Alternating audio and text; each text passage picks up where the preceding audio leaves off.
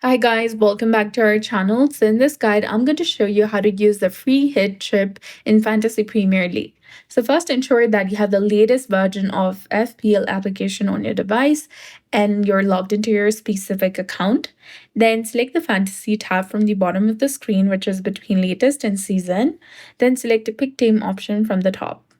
And it also ensure that you have free hit available, but in my case, I do not have free hit in my account. And if you have a free hit available, it will allow you to make unlimited free transfers for one game week. To activate it, you need to go to the transfers section. If you see an indication in the top right corner that free hit is not available, it means that you do not currently have the chip to use. So from the transfers section, you need to select a player that you wish to replace, then choose a new player as their replacement, tap on confirm. And if you already have used your free hit for the season, it will show as unavailable in the top right corner.